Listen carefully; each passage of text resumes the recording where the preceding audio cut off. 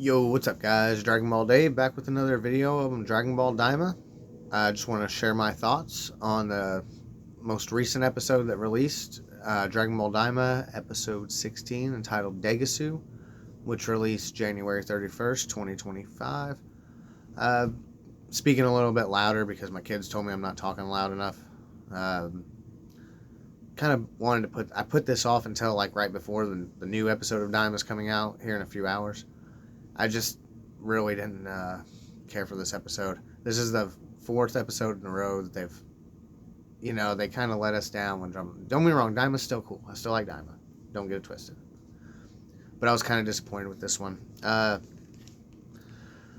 So the episode opens up just where it left off, and we have the Daima crew decides, because they've reached the palace. They've reached Goma's palace. They're like, okay, we're going to go after Dende or fight the Tamagami first. And they decide they're going to go get Dende first. And it then pans to Dende real quick, and it shows Dende sleeping. And Degesu, who I called from the beginning that Degesu's up to something. And sure enough, Degesu is, taking Dende. Now, it doesn't really show much. It then cuts to the main Daima crew again. And they reach the gate. They see the gate to the Demon Palace is sealed. They're going to bust through it with force. When they go to do it, though, all of a sudden, those fancy military police, the knockoff Ginyu Force, shows up. And I didn't think about this last, in the episode before when I was doing the predictions on it. But I didn't even think about, 40th anniversary thing. Why not pay tribute to Vegeta beating up the entire Ginyu Force? And as soon as it happened in the episode, I was like, oh man, I hope Vegeta does smoke him. And Piccolo and Goku are even like, yeah, go ahead, do what you want. And let Vegeta do it. So Vegeta does pretty much smoke he beats up 3 of them. Then the captain launches what looks like a cool attack. Daima's got great animation. Even the shitty episodes have great animation, man. But he launches this cool, like, sun, I don't know, like he thinks he's Escanor attack. And the other guy, actually, I don't remember what happens exactly, but I think it's something bumps his hand because it gets too hot. It gets too hot, and it burns his hand, so he drops the attack.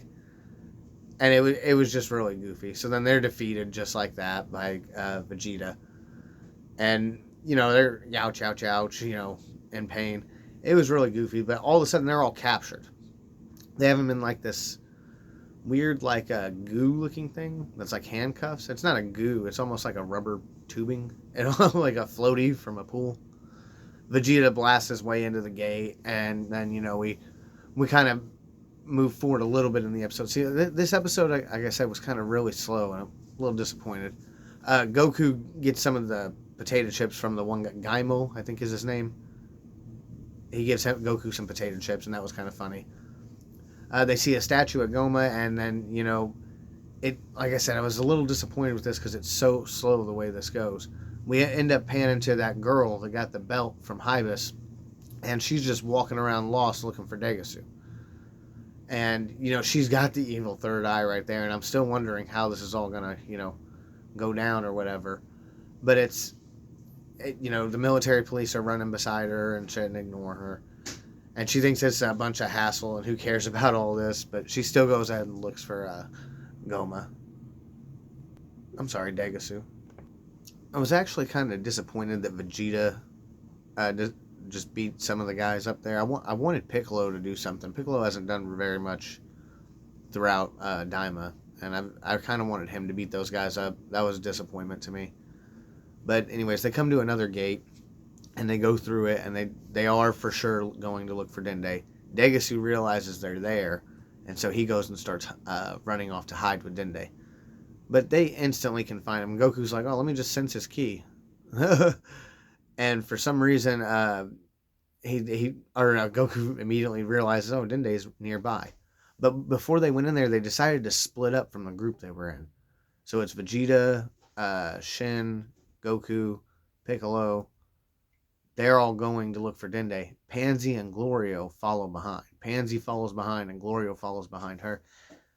And, I guess that was because they wanted to make them all relative. But the people that split up from them were Neva, Hybis, and Bulma, along with Kadan and his crew that he brought.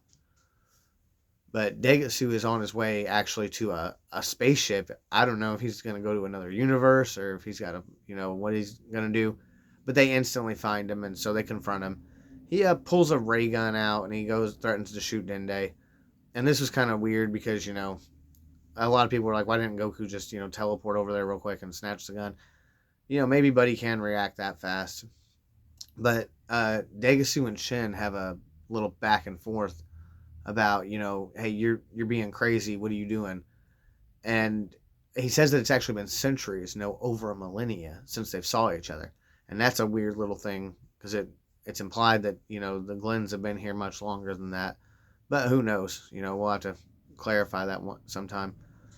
There's a lot of contradictions with that Kaioshin lore all across the board. It doesn't matter if it's Daima or the manga itself contradicts stuff. So, like, we'd have to really go through it all with a fine-tooth comb, and even then it might not work. But Degesu does reveal that he wants to be the Demon King, and he's ready to, blow Dende down and do what he's got to do it. And Shin tells him, you don't really have any idea what you're doing, bro. Like, you're not thinking things through. You're being too ambitious. And Degesu treats him like, yo, bro, you're a Kaioshin. You literally go outside of the world to go rule people. And then Shin tells us he oversees peace and order in the universe. He doesn't say he creates the universes or creates life. He just oversees it. And, that's pretty much it. Well, they can't get to Degesu, or they're afraid to get to Degesu because of, he's got the gun. Goma's watching, and at first he thinks Degesu's got a plan, but then he's like, oh man, Degesu's betrayed me. And they have this, goofy scene where Hybis actually throws his hat and it hits Degesu. And it's so weird that Hybis was even here, because I don't remember him walking in there with them. I guess he did go with them because he had the Dragon Balls. But Hybis, it's right after Pansy actually tries to attack. Hybis throws his hat at Degesu, and Degesu drops Dende, the gun, everything. And Pansy grabs Dende, while Piccolo just comes up and one-shots Degesu. He taps him on the back of the neck, the same way kind of Degesu did Dende in episode 1, episode 2? I think it was episode 2. But it was, it was episode 1. It was episode 1. It was whoa, what the heck? Okay, so you're really fodder, or Piccolo's really strong compared to Kaioshin even. But he's laying there cooked, and maybe he'll have a bigger something going on there. But it was actually Glorio and Hybis. Hybis didn't throw it, Glorio threw it. But it was, they saved the day with that. So now they have Dende. They can go confront the Tamagami. And they capture Degesu, of course. Goma is kind of like, oh, that's what you get, Degesu, for betraying me. But then he's also like, oh, this is no time to celebrate. I got to figure something out. The girl who's looking for Degesu with the third eye says, Degesu asked me to bring this belt back for him, but I can't find him. And Goma's like, oh my God, it's the belt. That's it. That's perfect. So he tells her she can go get as much as she wants from a room, however much money she wants. And then it's a funny little scene of him trying to get the eye out of the belt, and he's using all types of tools and everything, and he ends up going to the bathroom because he couldn't get it out, and he uses a plunger, and a plunger actually pops it out. And then when he finally plunges it out, that's when he tries to get it put on his forehead. But it's actually that girl. She's going out with a big old bag of jewelry or whatever, like money or whatever. Dokoru, I think is what they said it was. But she's carrying that out, and he asks, I guess you have to have somebody plant the eye on your forehead. But Goku and company head over to, hey, let's go meet Tamagami 1. And because they decide they can wait on Goma. And what's his name? Because they actually say they want to fight Tagoma first, or Tagoma. I can't talk. I'm sorry, Goma, and then all right, now we need to. It might be better to become adults first and then fight Goma. He can't be underestimated. So they're gonna go fight Tamagami 1 to get that Dragon Ball. They go to Tamagami 1. They see he has no Dragon Ball, and he says it went to the victor. And when he says that, he points directly over at, you know, Dr. Arinsu, who just walked up with, Majin Buu and Majin Ku. Majin Buu's technically the victor. And, it's actually Pansy who notices that the Dragon Ball's missing from Tamagami. Goku and Vegeta don't even notice it at first. They're like, "Oh, I'm fighting first." But they see that, and then that's the build up for these two are about to collide. Do and Ku versus the Daima crew.